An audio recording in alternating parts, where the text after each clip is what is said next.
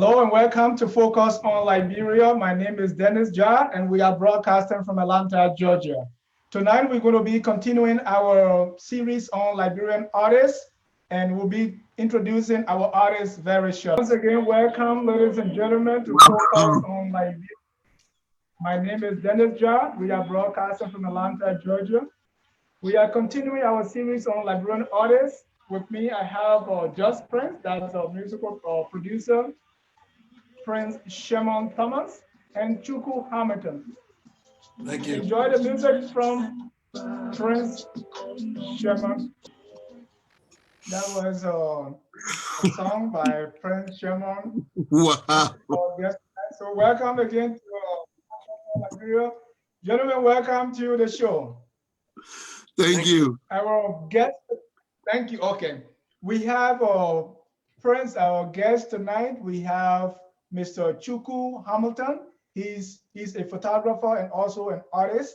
He does some real cool things, and we're going to be hearing from him tonight. So, Chuku, welcome to Focus on Liberia. Thanks for having me. Thanks for the Liberian your time. Thank you, thank you. Our next guest is a gospel artist, a producer, a comedian, and keyboardist. He does everything. Just Prince, that's how they call him. He's Prince Sherman Thomas. Prince, welcome to Focus on Liberia. Thank you, thank you, thank you. All right. So let me start with you, Chuku. We want to say first of all to our viewers across the globe, we want to say welcome to Focus on Liberia. We broadcast every Sunday at 6 p.m. And this is part 3 of our series on Liberian artists. We've been running this series to showcase some of the real talents we have in Liberia. So Chuku, let me start with you by briefly introducing yourself and tell us exactly what you do. Okay, Chuku, residing now, recently transplanted to Georgia.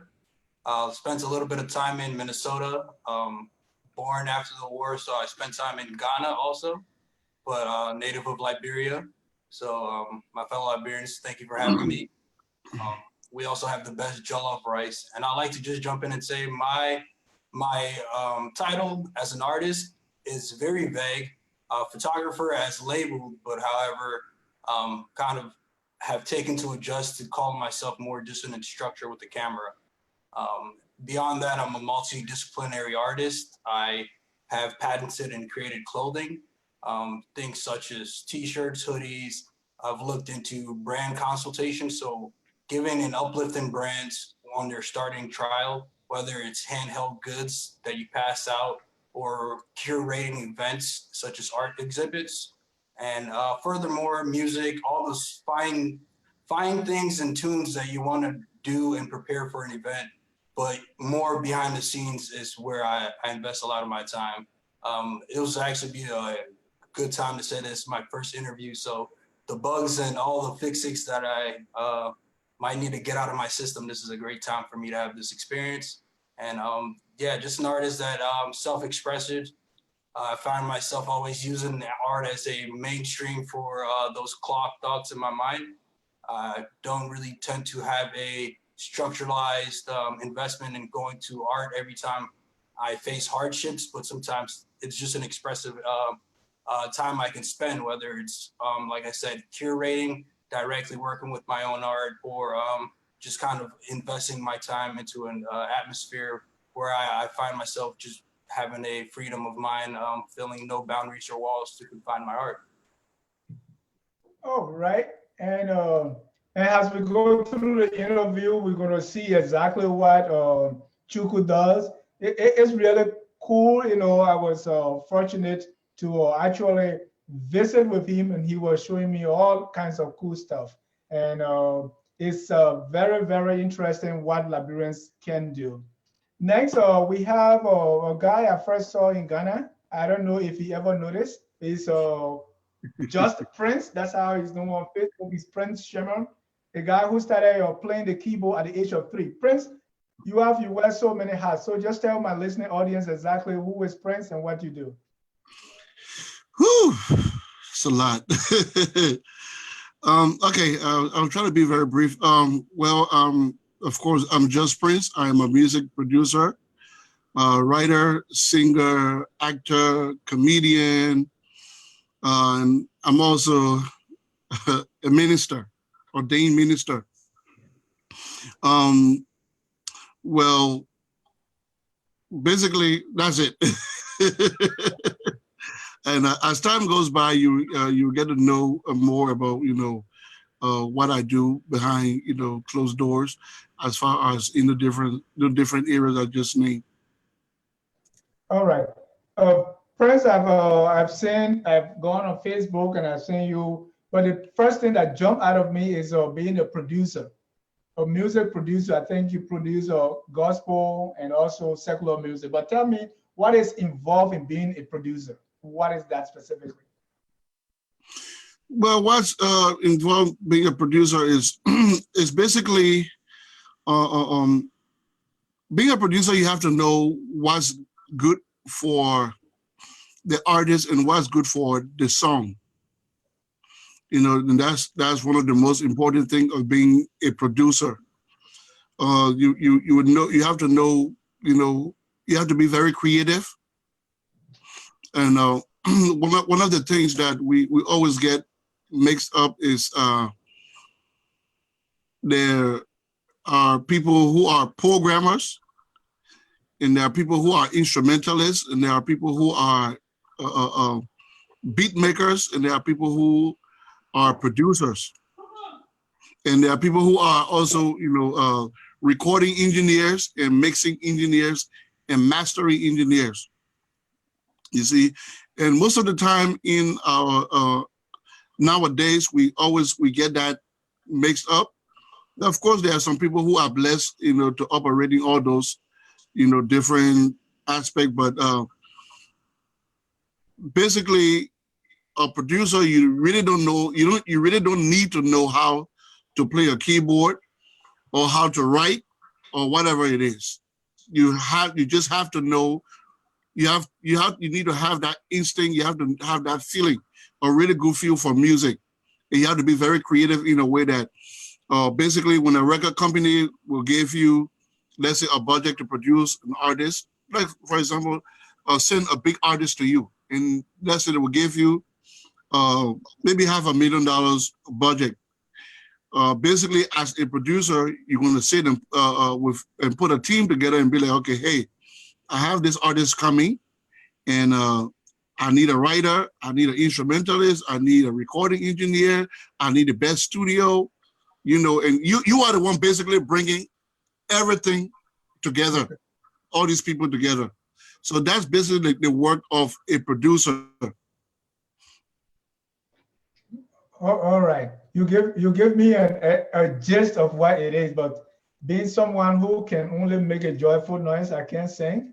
So we'll go more in depth and see who, if they send me to you now to say this guy is coming, he cannot sing, he can only make a joyful noise. What can you do? But we'll come to that. We'll come back to you. But let me go to Prince. Prince like to express himself. He has a camera and he takes pictures.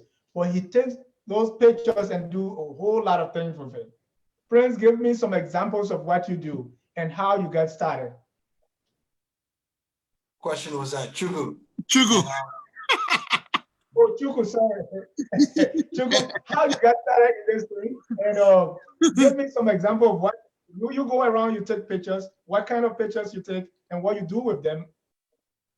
Yes, thank you. One thing in particular is a form of kind of exhausting your current surrounding. So, I mean, if you were to look at where you're sitting right now, how many different angles or appropriate measures would you take to get the correct picture?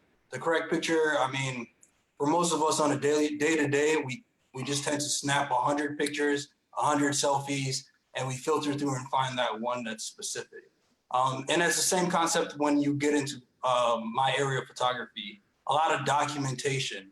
So I enjoy times where I find people in their normal day routine, a lot of time spent in walking through and combing through streets and neighborhoods of different ghettos and different demographics, different social statuses, and you are able to kind of assess that that's a particular subject or a person that you choose to be your muse appropriately can interact with your camera. The secondary part is just having a camera. Like I said, it's something that we all have almost walking around in our pockets. And at the beginning of photography, you weren't able to carry a camera around as we currently can. So those guys, beyond that too, were using what we called a light box to capture the image. It was a position of the image that we see here. An actual camera rotates it and sees it upside down through a special light spectrum. That light spectrum then allows a negative to be formed, and that is what develops your photograph. So you're basically imitating light through a combination of using space, darkness, and producing what would be a still image. Still image photography, like I said, almost came to a position of holding a person up for almost 3 to 10 minutes to take the first photograph. So when you're taking photographs, be conscious, and in my consciousness is to train your eye to have a specific idea of what you want to shoot. Once you're comfortable with your camera, finding a subject it's a multitude. It depends on object, person.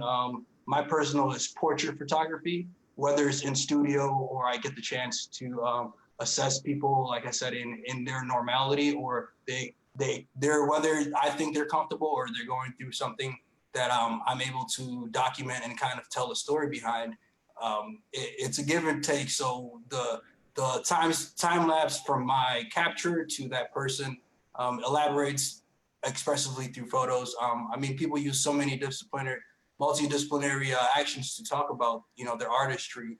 So photography doesn't tell the full story. However, it leaves a lot of room for interpretation. And that was one thing I always found was that photography doesn't mean it has to be labeled art. It can be a constructive idea. It can, we have people documenting all around the world, civil genocide and political tyrants that are happening. So photography is just it's a vessel. And as an artist, I find it's a good way for self-expression. It's a good way to kind of, like I said, bulk down. If you want to ever look at it as simple as just sitting in one spot and looking at how many angles you can give the viewer or the person viewing your photography the opportunity to see where you are. That would be where I find myself of course I have a camera, but before the camera, it's also instilled in kind of your eye. Right. So Chuku, how you got started in this? Did you go to school for it, or how it came about? No, actually, I was gifted what would be kind of a vintage Polaroid camera. It's the one you shot your image and it printed on a square platform, different sizes, and you would sit there and you would get this instant gratification of your photo in front of you. That happened in 2013, going into 2014, that I was given that in a box of kind of how you say one man's trash became my treasure. From that, I built my own studio. So constructively, with the assistance of other artists, musicians, and working along people who understood that artistry kind of like Prince had added on. It's a team building effort, whether it's your model, whether it's your cameraman, whether you're your person working on lighting in the environment, if you're a professional, the agency that brings models casted to you, the person who does makeup and background selections of clothing. It's a group environment. So my photography allowed me to talk expressively with other artists, but about 2013, I found my own possession in the art of photography. All right. Just Prince, besides being a producer, you also play the keyboard, you sing, and comedian. Just tell me how all these things you guys started in all these things, you born single, or how really it came about? Well, first, I would like to say that you took me back all the way to 2003 with the opening song. All right. That was a surprise. Wow. Well, I started playing the keyboard when I was like 5 years old. And the way it all started was not five, but I'm sorry, 3 years old. And the way it all started around that age, my dad, we had a keyboard in our house, and he loved music. He was a priest, so what he was involved with his choir. He was always, teaching his choir, though we had musician. But my dad was involved in teaching the choir, and he could read music very well. So uh, most of the time when we were home, my dad would have friends come over, and he would try to teach them, of course, to play the keyboard and read music. And I was just this little kid around the house, running around, jumping on the couches when he was teaching them. And I would hear them, like really struggling on the keyboard. And I remember one day when my dad was teaching this friend, and as soon as he got off the keyboard, I just jumped on the keyboard, and exactly what I was hearing them playing, I started playing it. Then when my dad heard it, the first thing he told his friend, he was like, I heard him tell his friend, "Oh, you see the thing that you were just struggling to play? You hear my son playing it." So it was from there. My dad sent me to this lady, Ma City Cummings, in Buchanan. So she was like, she and her daughter were the only female keyboardists back then in Buchanan. So I started going to class. And of course, this lady was so tough on me. She used to beat my fingers. So sometimes I would end up skipping class. But then moving forward, then later on, it was around the war in Liberia. That was later when I went back to Buchanan. Um, we had this musical movement that was going on during the war in Buchanan.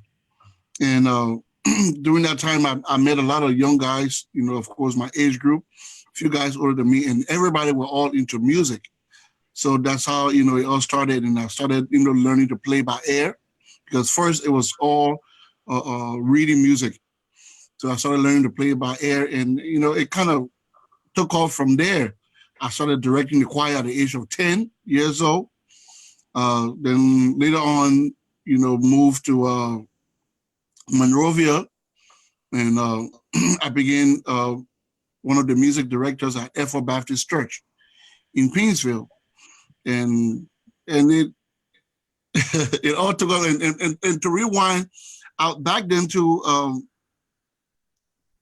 at that age, I was in a singing group, and I think we yesterday when we were talking, we made mention of the video that yeah that's still online, and that was 1992 when that was when I first that video was the video that when I first came on stage to sing, right?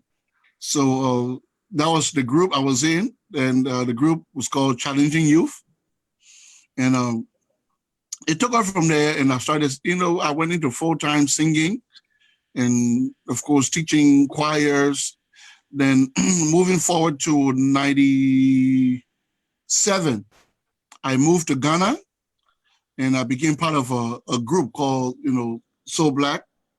And we're part of the group, and that's when I started going to studio with the group. And I was, of course, the tech guy in the group. I had the opportunity to work with, back then, the best producer, called him Zap Mallet. So when we go to studio, the rest of the guys would be in the studio, of course, sleeping late night, and I used to be up with the producer and the engineer. So I would be up with him, and when we leave from the studio, being that we had a mini studio in the house, so whatever thing that I heard in the studio, I will come and reprogram it, So and so that's how the whole production thing started. And of course, the comedy, when it comes to the comedy, um, it's a family thing. In my family, I've always been like the comedian in the family. So whenever my family, when we meet, it's like, oh, everybody's just waiting because I was really good at mimicking our grandmom or mimicking people in our family or other people around. So and it was what happened also to the hand trumpet thing you saw me blowing when I was on the camp in Ghana back then. The hand trumpet thing was a group that I saw one time in during the war in Buchanan, and they had this concert at the SDA church, and I saw this guy blowing this thing, and my whole family was sitting on the seat looking at me, and it was like, yeah, I bet you watching and seeing what this guy doing. I know you'll soon start doing it. And I just felt to myself, like, you know what this guy is doing? I think I can do better than that, So, of course, that at that age, a kid, I didn't even know what I was doing. But then when we left the church, as we were walking, going home, I just started blowing it. I just put my hand to my mouth and started doing it. So that's how it all started. And if we have, I think we're gonna have that tonight, if possible, because I want to see that hand trumpet I saw since 1997.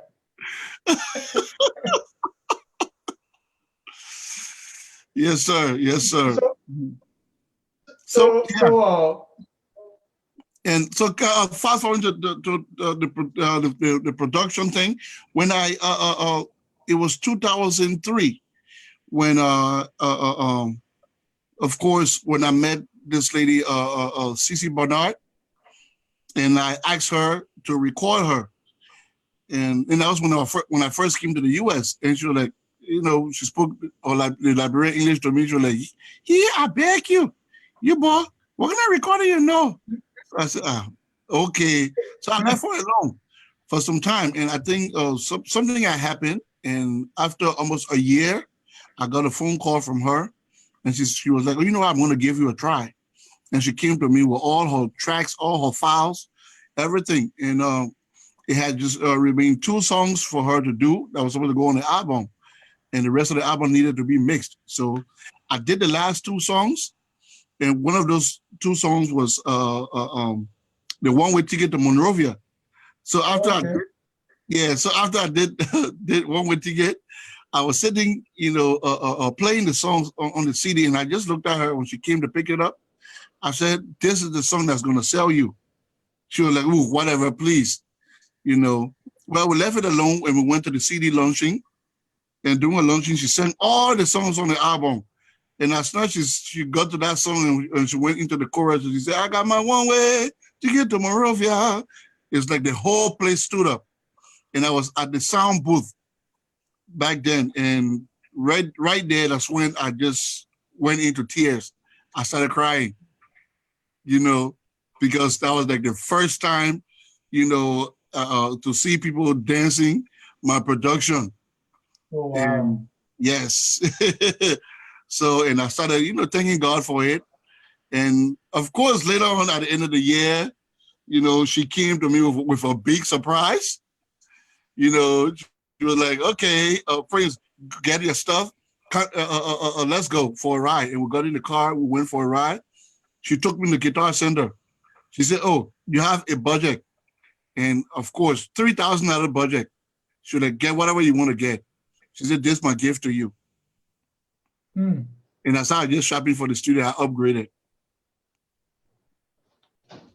Wow. And that was your own one-way ticket to the studio. One-way ticket to the studio. Yes, sir. So before I go to Chuku, one more thing is, what skill do you need to become a producer? Because for you were playing keyboard, you were doing all these things. I'm sure I don't have to be all that to become a producer. What do I need? What's the skill? I think one of the most important things is that a producer, you need there's a big difference from knowing music, and having good feeling for music. It's something that it's something that comes with a passion, and you got to know, like I said before, what's really good for a song. You see, you gotta really know what's really good for a song, and what can make what it takes to make a great song. And I think that's one of the most important skills, becoming a producer, what it takes to make a great song, because it's not just anybody can become a producer. Like I said before, there are people who are just programmers, and sometimes we take programmers to be producers, and those are people that just go and make music. And there are people who just come in the studio, and the job is just to record everybody. Is like those are people that have ears to know what microphone to use on the different vocals, the different equipment, stuff like that. So those are the people, and then there are people at the end of the day who just know how to bring all the stuff together, and those are the mixing engineers. You see, but all that thing, it starts from a very, very good producer. You gotta know what it takes to come up with a really good song. Okay.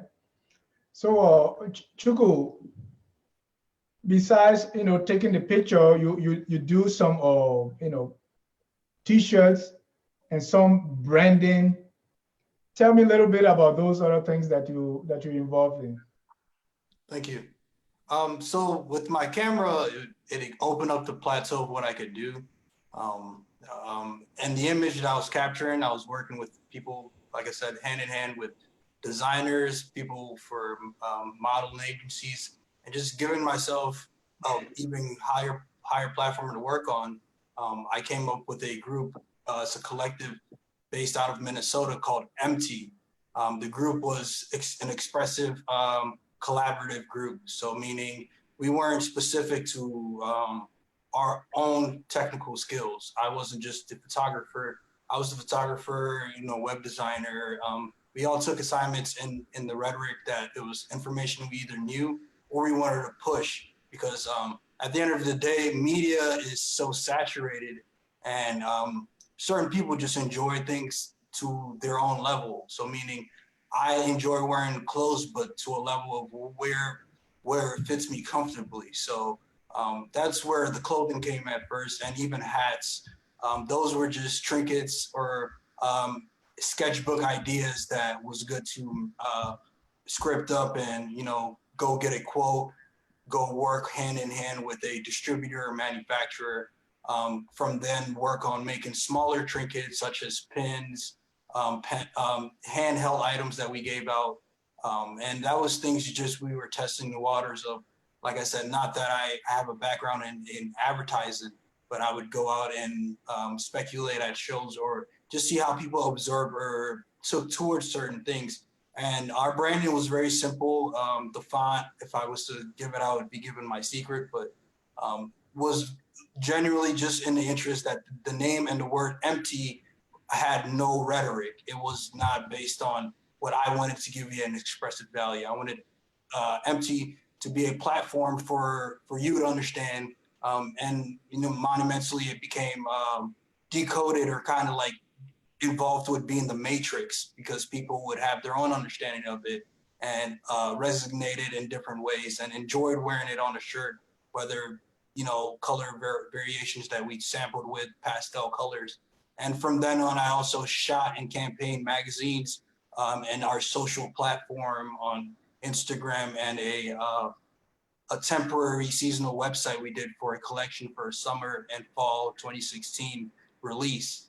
So with that background with the clothing, it was just a temperament to kind of, how would you say, kind of your GoFundMe or, your tragic downfall that could catapult you to have more money in the funds to invest in ideas that you can manifest. Because the background of working with an independent company is that these larger companies aren't aware that the mainstream that they're selling to. At the end of the day, these people have to have a desire to wear it or have a passion. I mean, trends do kind of take a spark and fly on the internet, but for some of us, we really want to be audited, or we really would like to know what kind of fabric we're wearing, or what's an interest of the community, or where people in Liberia, what are they making their clothing out of? So things like that were of interest.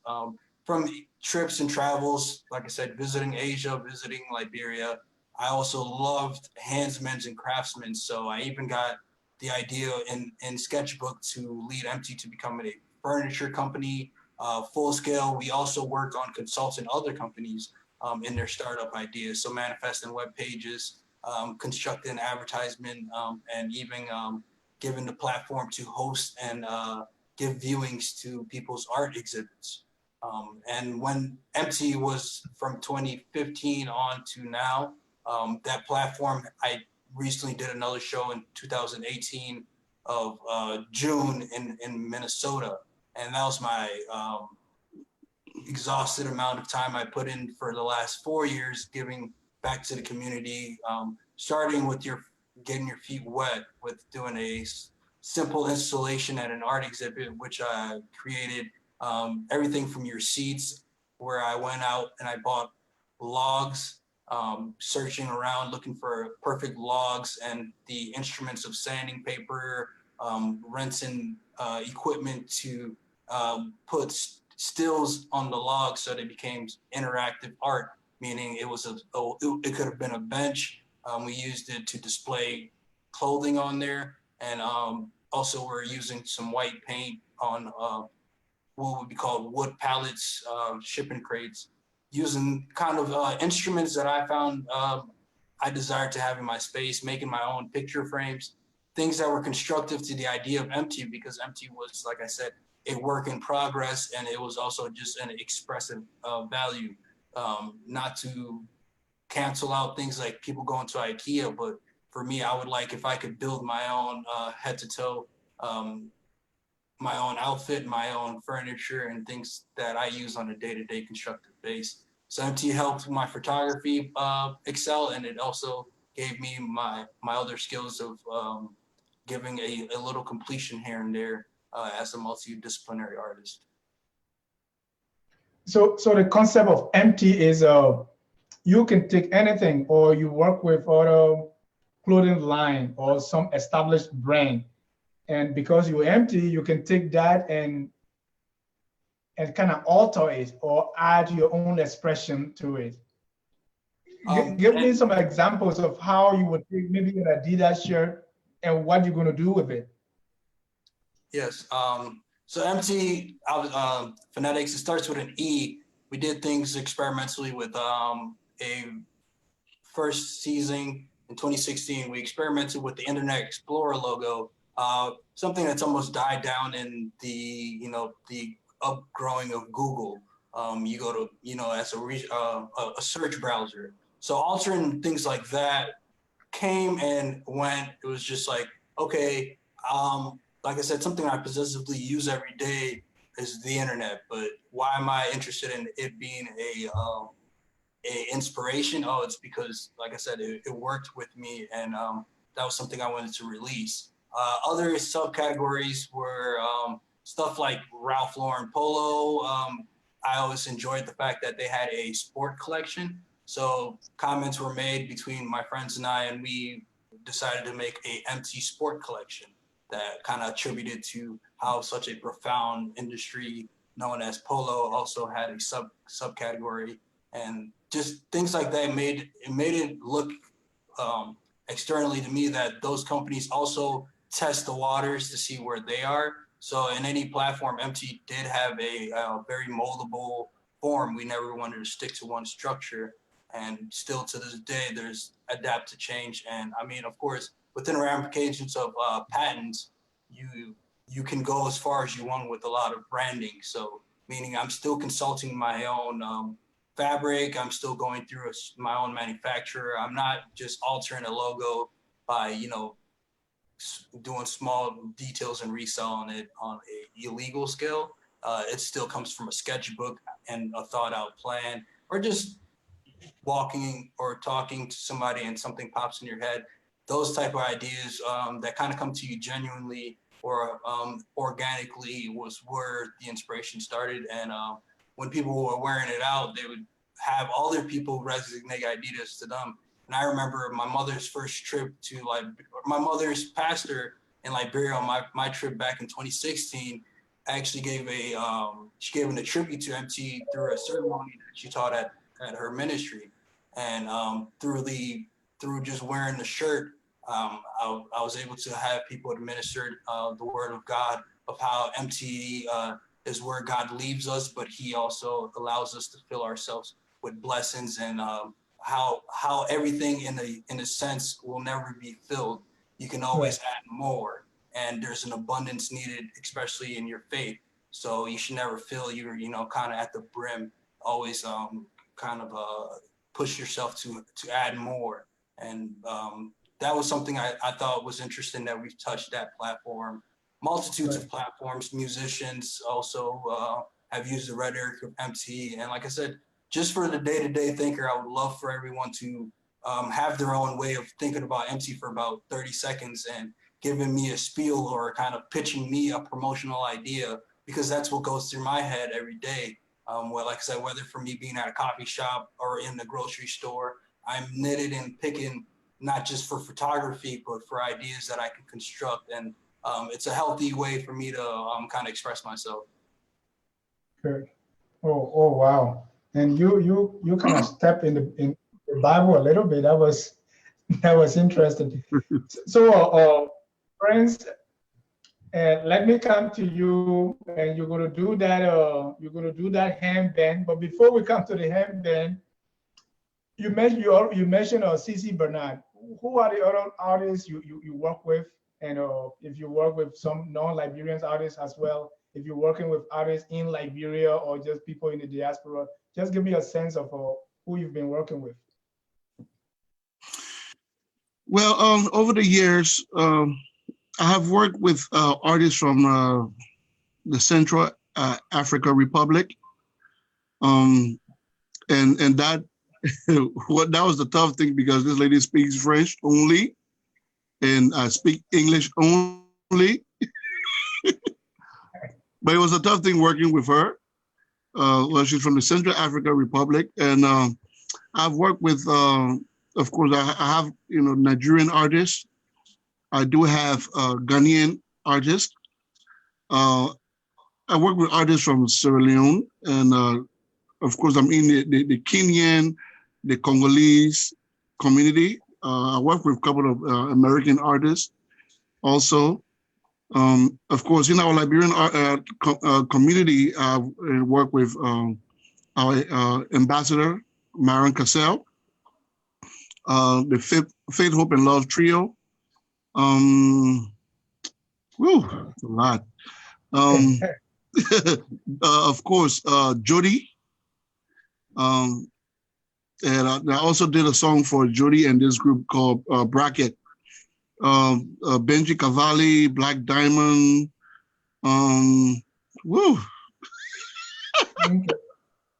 There are so many.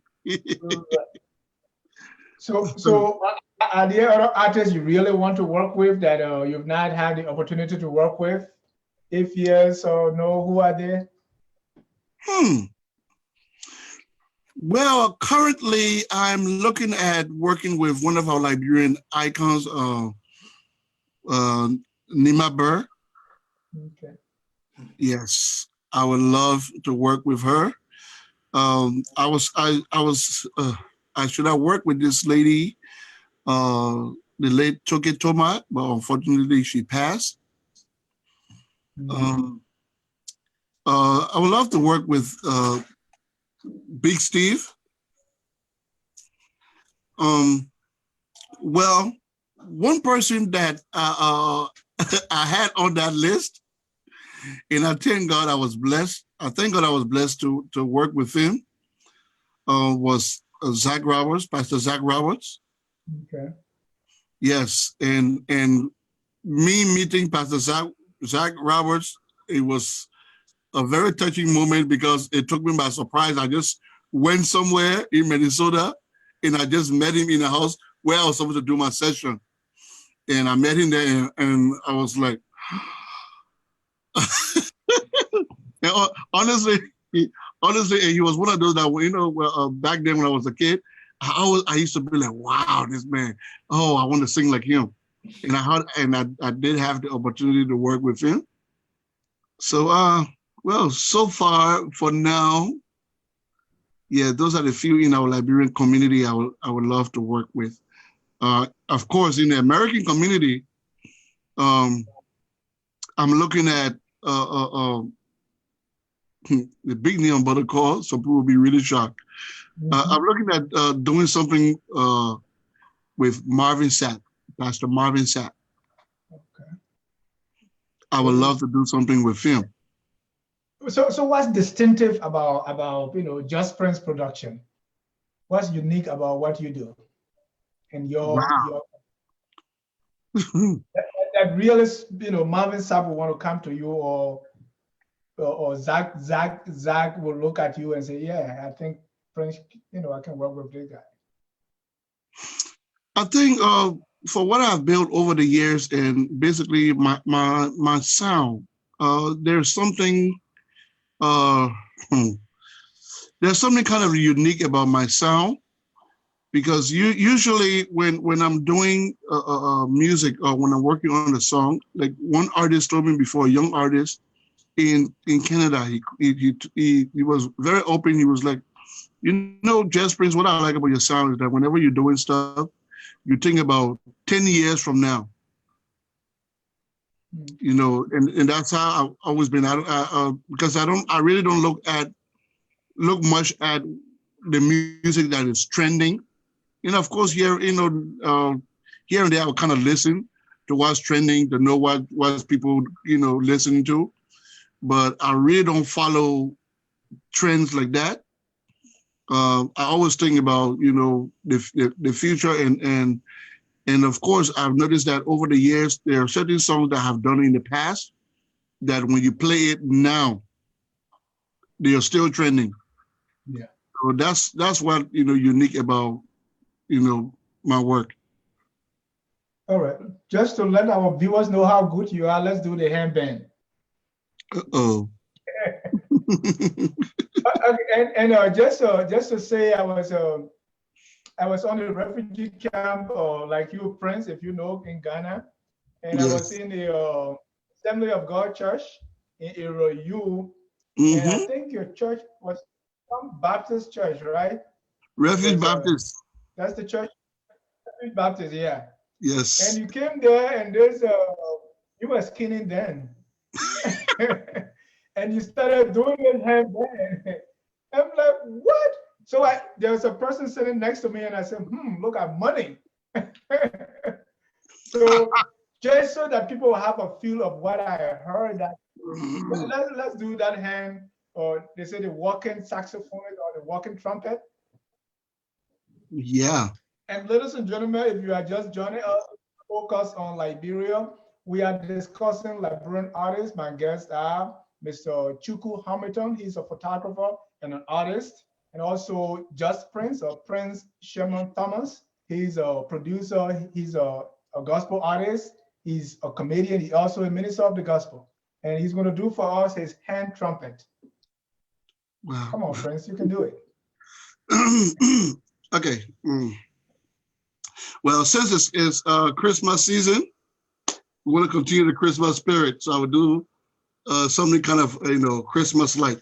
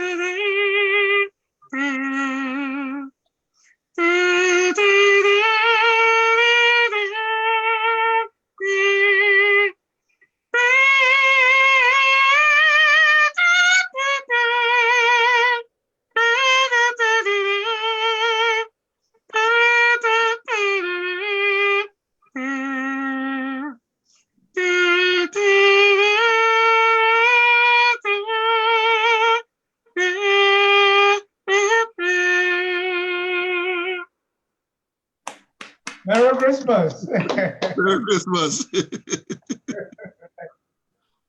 So that was Prince Sherman Thomas doing the Christmas carol for us. Thank you, Prince, for that beautiful number. And also, So, I would like the viewers to also know that, and I've been signed to a label. Ooh, Yes. nice. congratulations. Yes. Thank you. Thank you. I've been signed to a label. Yeah, go ahead. Give Entertainments. So we are two on that label. Of course, my colleague on that label is Minister Moses Soiree. Okay. So we are the two artists on that label, and I want you guys to look out for a lot of stuff that's going to be unfolding next year, because I have a music video that's dropping the 31st of January. So And just continue with that line now, because I was going to ask you about the projects you're working on currently. And what yeah, yes. So you preempted that. Go ahead. Yes, so I'm working. So the video is going to be dropping, of course, next year, January 31st. And hopefully in the pipeline, one of the artists I'm going to be working with, because I'm also working on my album, and that album is going to have about 20 songs on it. 20 songs. Yes. So people wonder why I'm doing 20 songs. Well, it's going to be a split album, split CD, double discs. And on one is going to have, of course, our Afro pop gospel, whatever it is on it. And the other album is going to have the contemporary gospel music on it. So everybody's going to have something on the album. And on the contemporary album, hopefully, I'm going to have Pastor Joe Matto. I'm going to be featuring him on that album. And also another pastor, Joe Beckham, is going to be on that album. And those are two really big Ghanaian artists that's going to be on that album. But also on the album, I'm going to be featuring other Liberian artists too. I have a lot of other great men and women of God that's going to be featured on that album. So next year, I'm going to be doing a lot of tours. You're going to be seeing me at a lot of concerts. So that's what's going to be unfolding next year. Good. Chuku, what are you working on? What are some of your big ideas? Ideas I have in 2019. Coming up, I've been able to assess a kind of doctrine for teaching photography to the youth, making it a skill set and something that not just as a hobby becomes marketable. So in that, I've worked with not public schools, but kind of secondary private schools that have a little more grant access.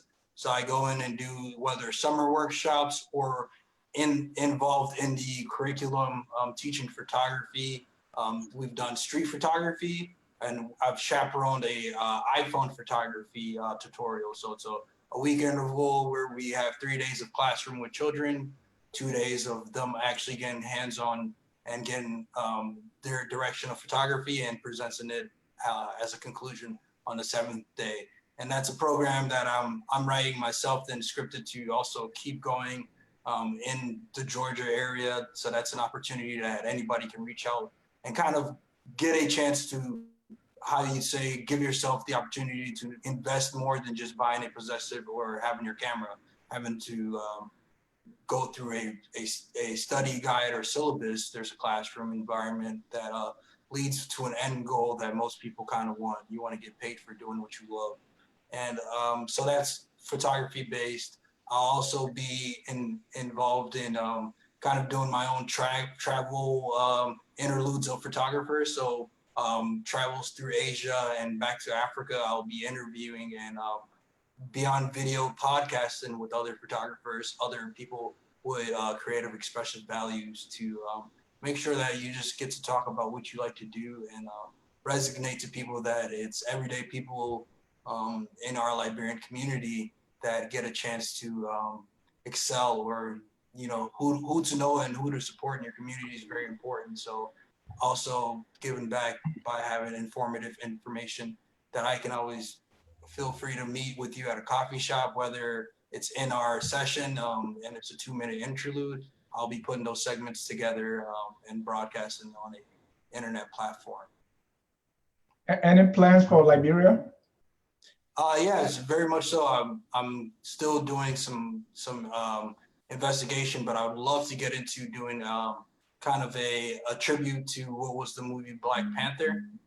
I would love for people to get the chance to have a vacation at home in Liberia, where with the assistance of other youth in Liberia, we could help document people in like a tourist endeavor, looking at some of our beautiful beaches and some of just our landmarks that are so monumental in Liberia. So those things are still not necessarily, the gears aren't stopped, but those are ideas. And with people that I'm actually meeting in my home now, I'm able to create that environment where we're reaching Liberia full scale 2019.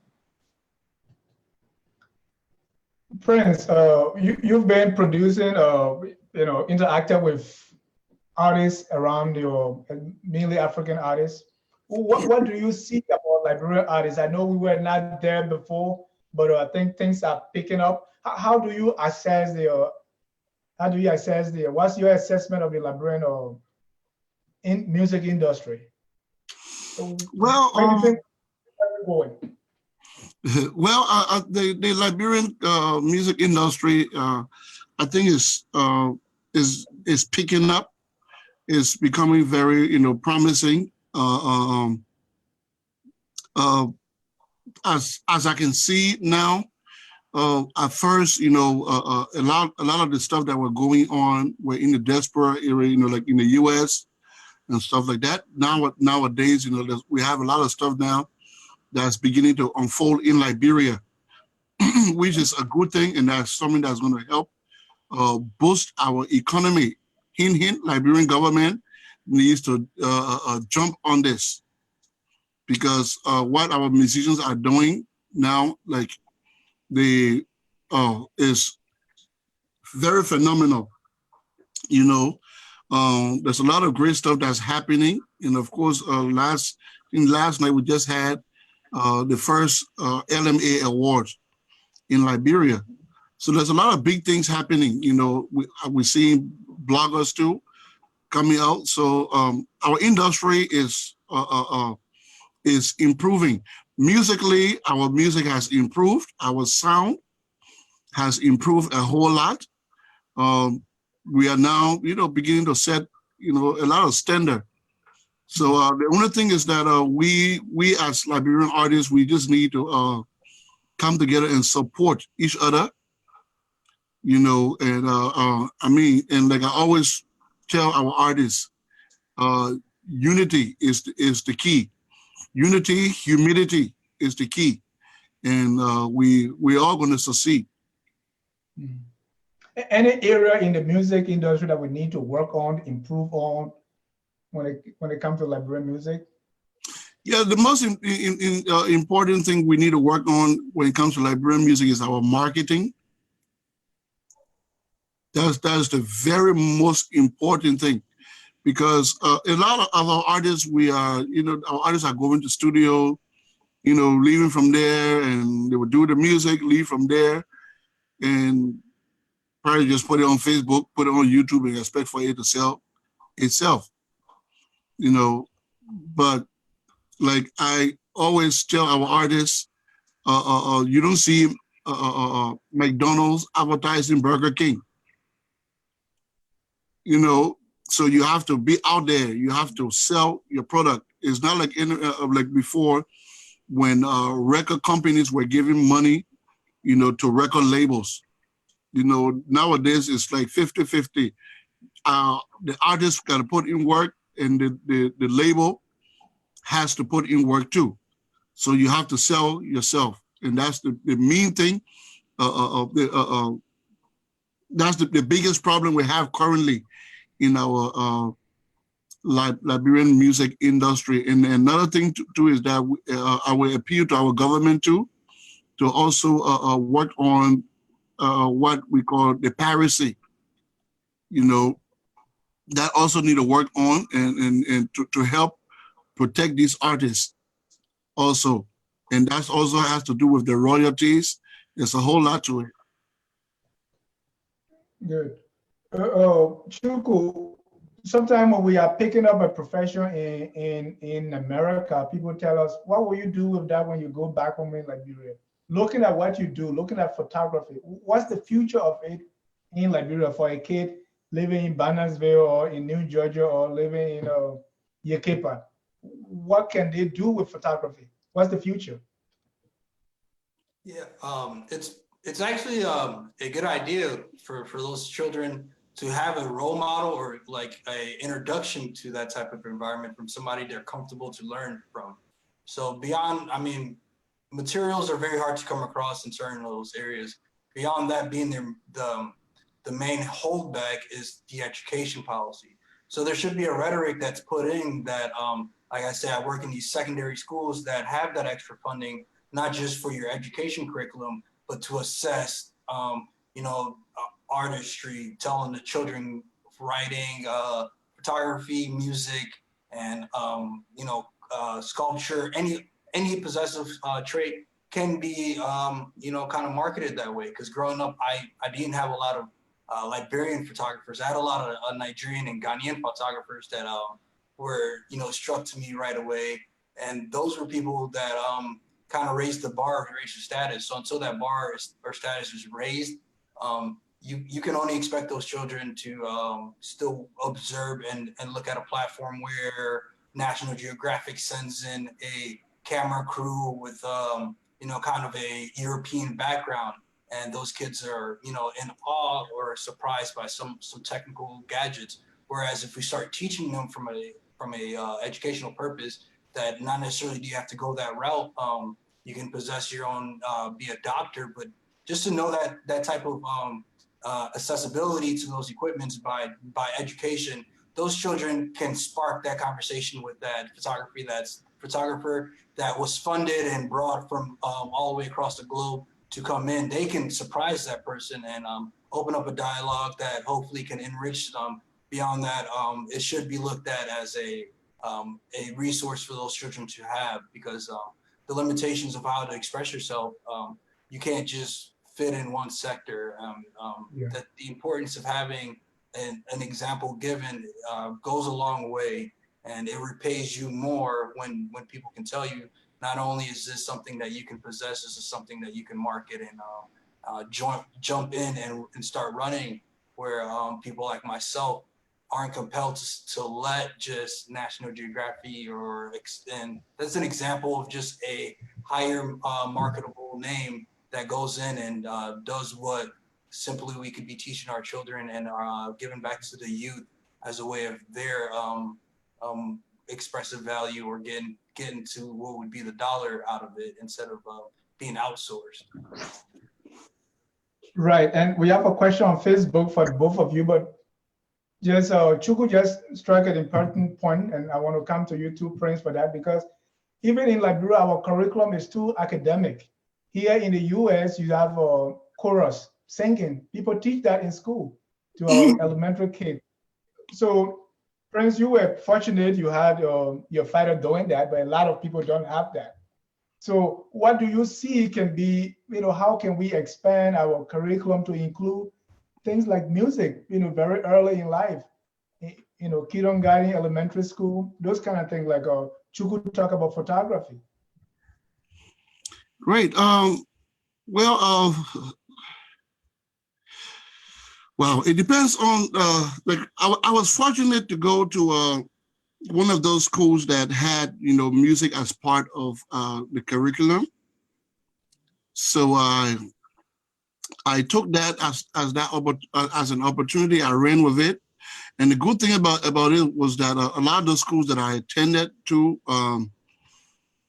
I ended up being, as young as I was, I ended up being teacher assistant.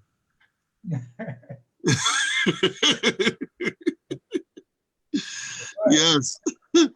I ended up being teacher assistant, in those schools that I attended. So everything that had to do with the music, of course, it was me. But me personally, what I intended doing is, and which I am partnering with a little brother of mine. He's here. They call him Bob Q. Very young man that has a great vision. And we're trying to open, we already got the land. You see, I want me to start unfolding some things now. Right. That's why people listen. That's why they watch Focus on Liberia. We already got the land. We're about to start breaking ground. And we're building a music school. Wonderful. In Liberia. And this music school, of course, is going to have basically everything. But first of all, with the help of my label, one of the first things we want to start doing is to start helping kids who are interested in music. And those that are going to be interested in music when they graduate, they're going to have that opportunity to go to that music school and to learn, of course, instruments, engineering. If you want to be a vocal coach, you want to do vocals, whatever it is. That's what we're going to be doing at that music school. Wonderful. There's a question on Facebook, and Prince, you can take a first stab at it. Dave or Jai is asking, how has the Liberian population here and elsewhere been supportive of your work financially and in other ways? B to that, how has the population hindered your work, if any? So, let me start with you, Prince. How has the Liberians here in America and other places been supportive or not supportive of what you do? Well, to be very honest, I have gotten a lot of support from our Liberian community. I think what I see about our people is that once what you are doing is good, they will support you. There was of course there was something that we even talked about yesterday. There was a couple of months ago, and the reason I'm saying that because a couple of months ago, and also years ago when I moved to a little city, Tennessee, and in order for you to reach me during that time, it's like you had to catch 2 flights, and just the flight to my airport was a little, a plane, so it was very expensive flying over there. And honestly, I had people flying in, from all over. I had people coming from Norway, Canada, even in Liberia. I had people coming from Liberia coming to me, to that little airport. And that little airport was like really expensive, to fly into. So that's what I'm saying. Once you are really good at what you do, our people, they would definitely support you. Good. Chuku, what's about you? My personal experience with the Liberian community, I know I've worked with colleagues in Minnesota, Charles Darmina, the owner of Voices Magazine. His platform encourages young entrepreneurs from Liberia in the American setting to promote their businesses. And also, so when I partnered with that event for Voices, I was able to capture the image of their magazine cover, and furthermore work in his award ceremony, where I networked and grew in the Liberian community, working with fashion designers and also other artists that were making films and movies. And it was an interesting circular moment, because it was so great to see a lot of people, especially with a large population in Minnesota, Liberians that had the opportunity to give a business card and have you come back and say just how you feel in any other community. Hey, I can give back to my community and find my own place to assess and sit down. More or less, it hasn't built from there. I mean, within the confines of my own rhetoric of photography and having other influences. One of my partners for MT is from East Africa. So, and a profound thinker of myself, I think Africa should all have a giant connection. I almost think of it as, imagine if we could all kind of hop on a train and go from, from North Egypt to Nairobi, Kenya, down to South Africa, and the train went back to Liberia. We should be able to spread ourselves and kind of be a one union of Africa. So I've been able to work in that interest of also looking at where I can find myself in different pockets of Africa. Liberia has had not enough trips for me yet to establish work on the ground. And my students in the U.S., I remember each one originally, whether it's a class of 12 to 16. I've unfortunately not had a Liberian, in which I can understand a lot of our parents don't invest in those out of school and non-academic programs. So I've only had one South African child who was adopted that I taught, and kind of helped him get his comfortability and carrying the camera around. Beyond that, giving him a skill set of wisdom that he could, no matter where he is, be able to market himself and be able to stand on his 2 feet and tackle white America's marketing of not having photographers from our own home sourced from Europe and everywhere else to come in and do the documentation of our culture and our traditions. So any chance I get, I implement that. I would love to see the support the Liberian community can have. I, like I said, I don't really have a overabundance of it, nor do I always seek it. So if it was for future 2019 that Liberian community could give me some criticism or feedback, I would be open to that. So where can we find your work and what you do? How can we reach you? How can my viewers contact you, get you or work with you? Okay, it's not a social platform. It's a website that we can link to. It's Cargo Collective / Muyiwa Phillips Hamilton, my surname, all in one, which can be posted. It's a private website.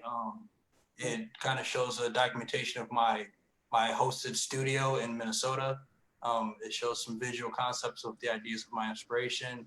And beyond that, my curriculum will be launched on there for the grant proposal for teaching whether it's street photography, lighting, anything of the behind the scenes of photography, to make it a marketable and a comfortable hobby to find yourself growing it to wherever status you want it to be.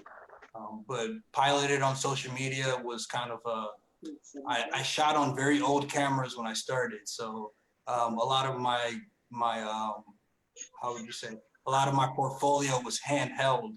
So every time when you were in my home, I gave you an interlude, but I host a lot of my handheld work, and that's kind of been a better fit for me than to use the social media interest. But like I said, things like Voices magazine, that's a tangible thing that people can take home. You kind of scroll a little too fast on the internet once in a while to catch.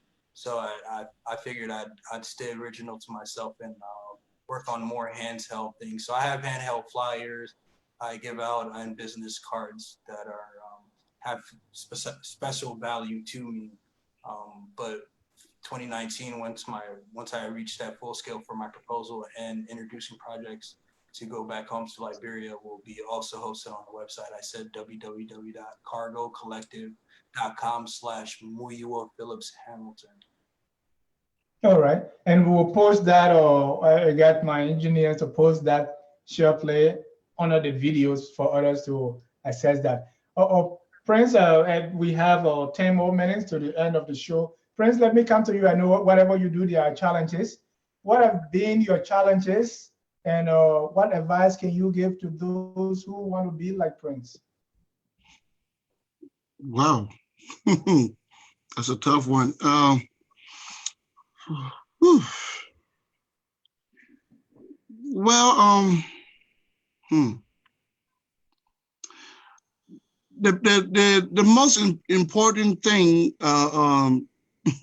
if you're saying someone who want to be like me, is humility. Being humble is something that has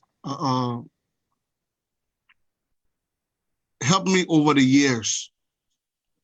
And also, you need to have a lot of patience. Those are the two most important things. Is to be humble and having a lot of patience, knowing that people that come into your studio, that you work with these people, if they could do it and do it, I mean, they were not going to come to you in the first place.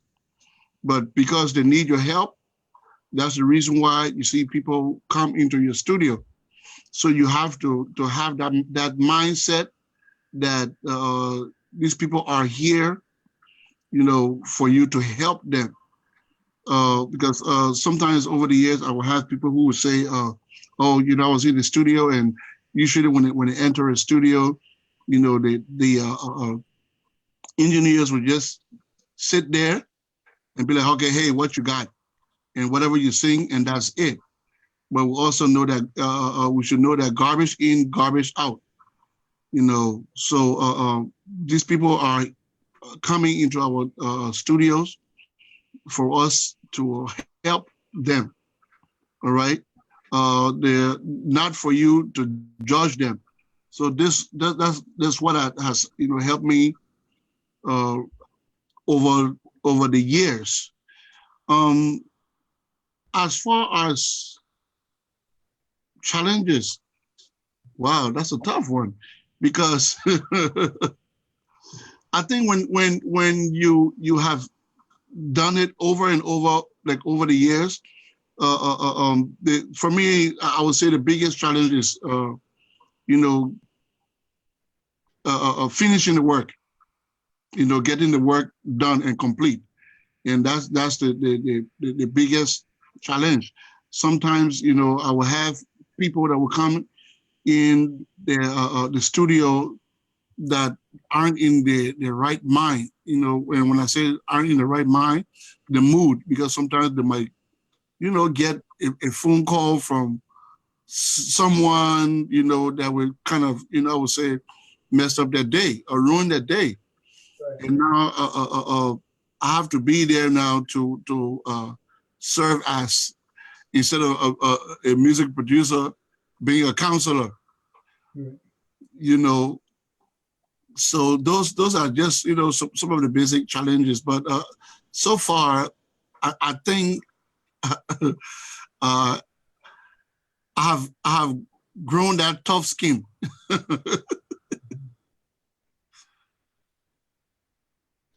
Great. All right, Chuku, any challenges, and what have you done to overcome those, or how you keep fighting? You find yourself always kind of, you hear people saying you're on your grind. Specific to me, that's something I picked up that vocabulary when I was younger. I never understand. Our people say, that's hot.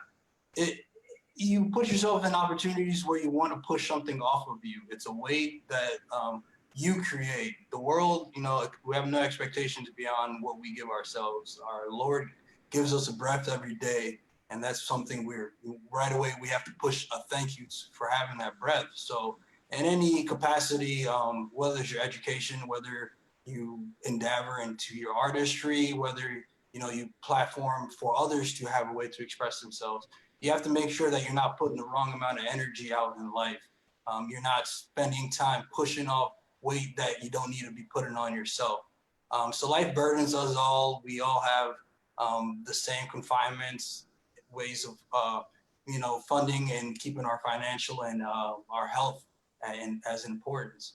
And one thing I do want to say in challenges right now, I have to pay respect to my late father, Emmanuel Dillo, who was a PhD and scholar that worked through the Liberian diaspora, through his own organization as an entrepreneur, given and doing research for the previous president, and also just giving the idea and understanding that we need to go back with all the education and the books that we use and help Liberia. So when I look at challenges, that's something, like I said, you have to take on the weight that you think you can support. And the greatest thing that I was taught from that was that, whether or not you have the skill set, or whether, not a skill set, whether you possess a thing that you have that strength in you to do it, until you challenge yourself and until you assess that you need to work on a structuredized investment into what you want to see as an outcome,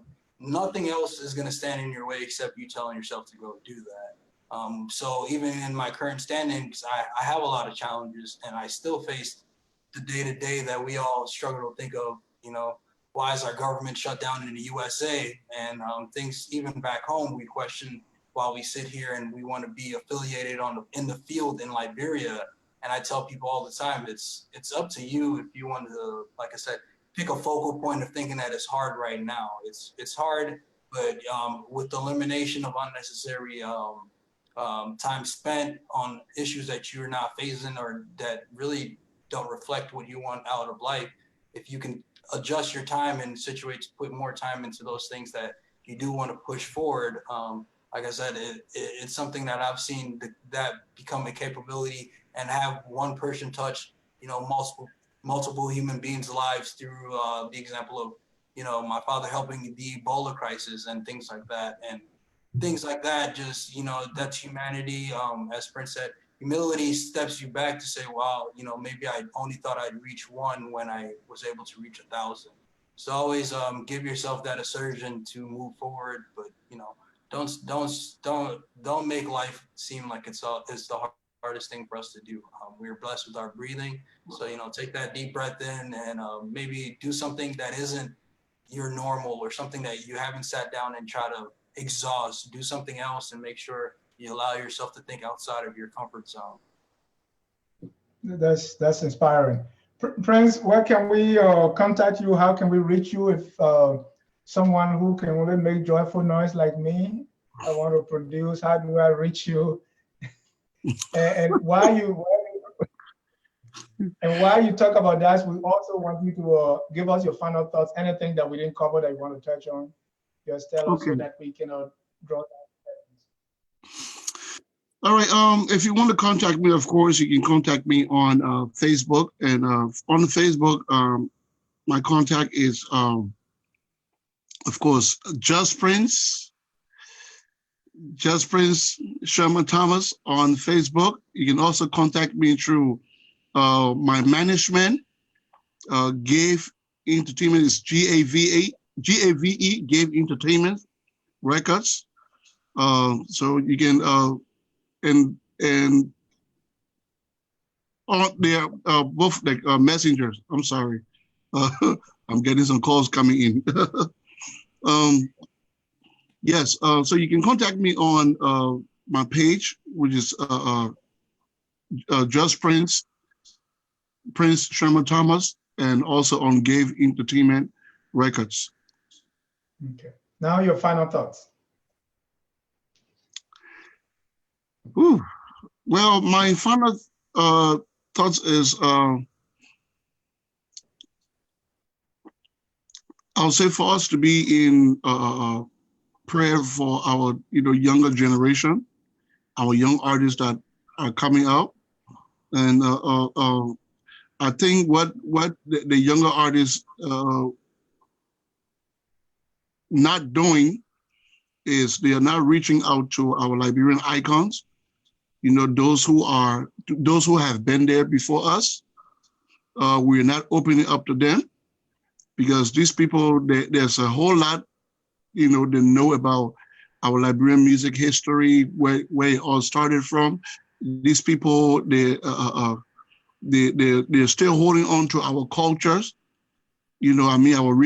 our traditional cultures. These people are holding on to them, and we need to reach out to them because there's a whole lot we can learn from these people. But I think we have kind of just, isolated ourselves from them. And that is something that's hurting our music industry. And I have had the opportunity to speak with a lot of them, and I learned a lot from these people. These people, they are impacted with so many wisdoms that, beyond. So we need to start. We need to learn to reach out to them, and like I will say again, humility is the key. So Prince, you're also a comedian. I don't want to forget that part of you. And I even go through your Facebook page. I don't know where you get all the funny things from. So I don't know whether you want to, what joke you want to do for us, either mimicking someone, as you said previously, or anything that will make our viewers laugh, because there are others commenting here talking about your being funny. So I want my viewers to see. Well, this one thing, it follows me everywhere, even when I go places to minister, when I'm called upon to sing. And as soon as I get up there, the first thing I'll hear from the crowd, say something funny now. Oh, well, let me think of one. Okay, there were three girls. They were selling in the market. So these girls were selling. The other one of them, she was like, and my people, y'all listen to me now, because I'll be speaking Liberian English. So the girl was like, one of them, she was like, me, my own part, God love me more than all of you. God love me more than every one of you. So the two friends were like, what do you mean by that? I beg you, God love us too. She was like, please, God love me more than every one of you. So they asked her, they were like, why? Why you think so? She said, because I'm selling apples. So her friend was like, so if you're selling apples, so what? She said, oh, because in the Bible, it said, I'm the apple of God's eye. So the other girl said, please, I beg you. God let me more than all of y'all. So she was like, so the two were like, what do you mean by that? You like you more than all of us? The other girl, the girl was like, the guy is selling bread. So like, so he's selling bread, so what? She was like, but you, in the Bible said, I'm the bread of life. That's what Jesus said. So the third one now, she was like, this is true. The love that God loves me is plenty part out of your own. So they were like, what do you mean by that? God said, because I'm selling yam. So a friend was like, so if you're selling yam, so what does that mean? She said, but in the Bible, Jesus said, I am that I am.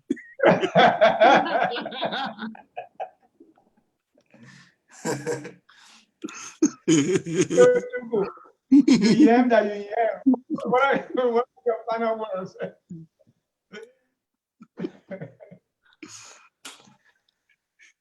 Was that directed to me? Yes. Your final comments before we draw down the curtains.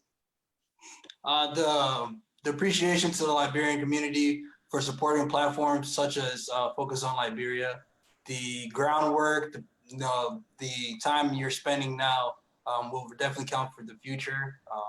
Anybody who doesn't have a reference of how to educate their children to reach out to platforms like this, I suggest, watching this live, or going back and revisiting this as an educational standpoint, that we do need to unify, and we do need to make sure that we're putting our best foot forward. So supporting ourselves, I don't think I'm a versus the world. I think it's me versus me. But if I can build a team such as the one I've been able to connect with and be enriched from Prince's knowledge of his background. Things like this will always catapult us to push ourselves to be more. And Liberia has a big role to play in the upcoming years because a lot of eyes will be on West Africa. Gentlemen, I want to really thank you for being available tonight. I know the tight schedule, friends that you are working with. Yeah. It's very hard to get you. And Chuku, it's been a blessing to have you. We're sorry for the passing of your dad, who is also our friend, Dr. Dolo. And you've been very, very, you're in the thick of it. And you've been able to even skip the family meeting that is going on right now to be a part of this program. I want to really, really appreciate that. And to our viewers, we want to say thank you so much for joining us. As I was telling you all yesterday or before the show, we had focused on Liberia. We realized that Liberia is gifted with so much human resources.